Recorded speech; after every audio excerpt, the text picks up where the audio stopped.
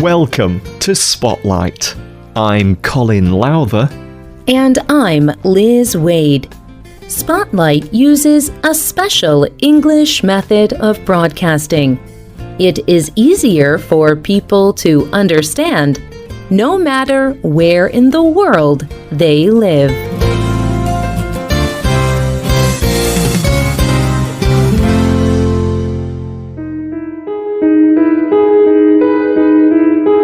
Sometimes people and objects from different parts of the world become connected in unexpected ways.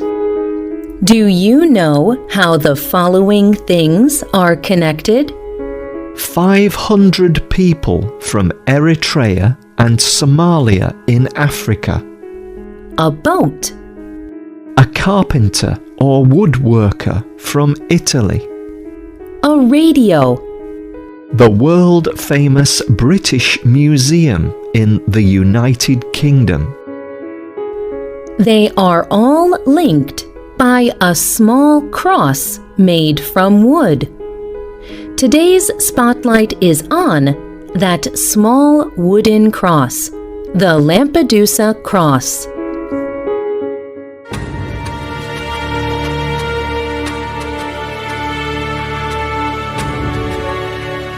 One night in October 2013, a boat was on the Mediterranean Sea. The wooden boat was too full. Over 500 men, women and children were on it. They were refugees from Eritrea and Somalia in Africa.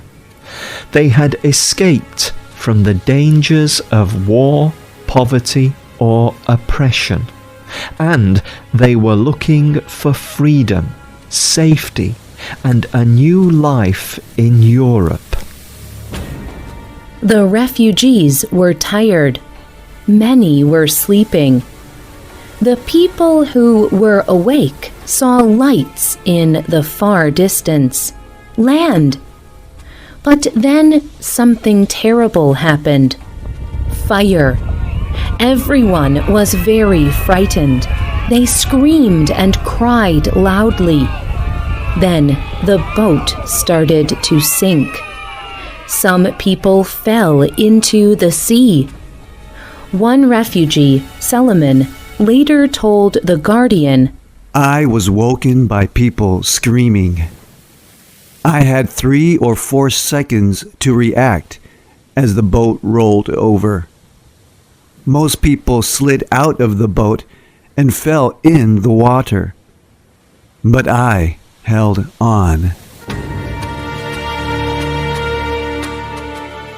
Then the boat sank under the water. Many of the refugees drowned. The others waited in the sea for rescue. Hours later, some of them were saved by boats from the island of Lampedusa near Sicily in Italy. Fanus was rescued. She told The Guardian about her experience. "They were the longest hours of my life.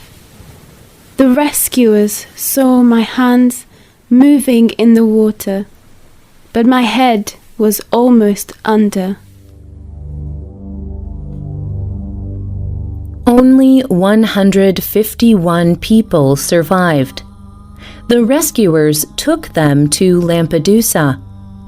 Francesco Tuccio lived there. He did not know the refugees, but he saw their suffering. He saw them crying for friends and family who had drowned. He told Refugee Stories Network what he saw. "I saw suffering. I even felt it with my own hands. I saw many dead people, dead children.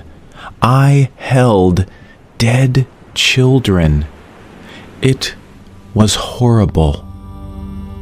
Tuccio wanted to do something for these refugees. He was a carpenter, so he used his skill with wood to do something special.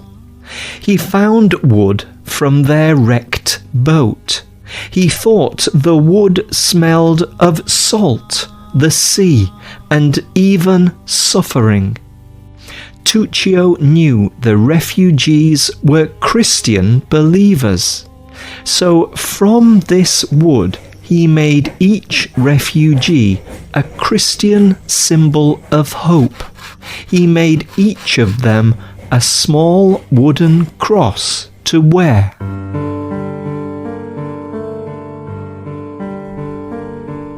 In the next few years, many other people tried to get to Europe by traveling across the Mediterranean Sea. The International Organization for Migration estimated that over 1 million people arrived in Europe by sea in 2015. But many boats were wrecked in the sea. More than 3,700 migrants died. During this time, Tuccio continued to make crosses for more refugees.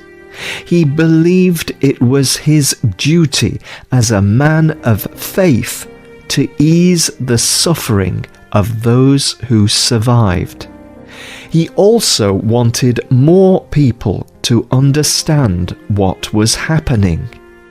And so he made larger crosses for many churches in Italy.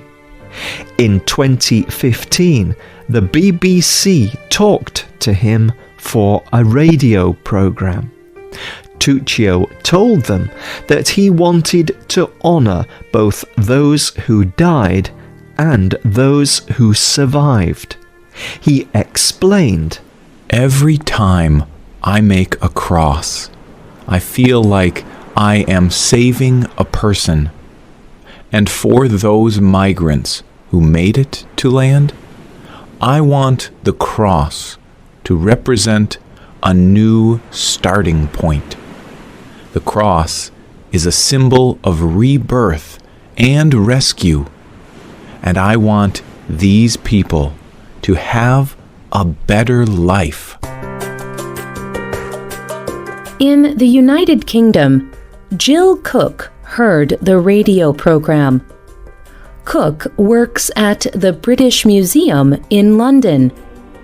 This famous museum stores and shows objects of permanent value to world history and culture.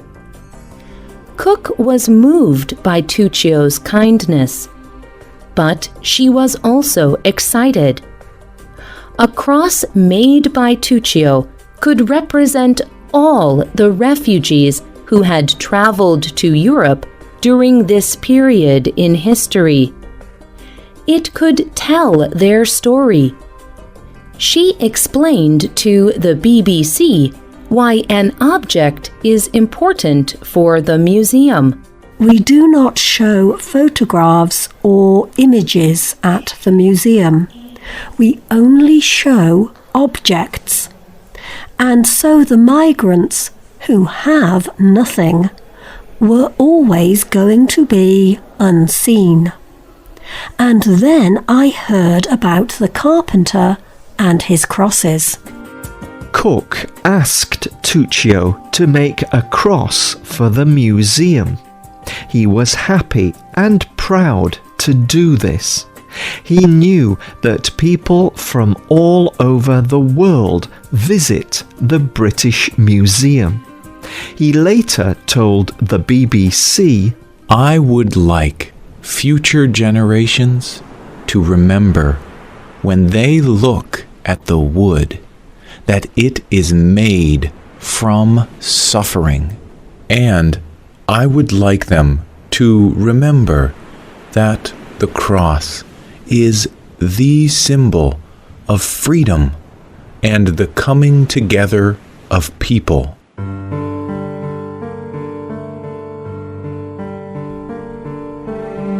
Tuccio made the cross for the museum from wood from the boat that was wrecked in October 2013.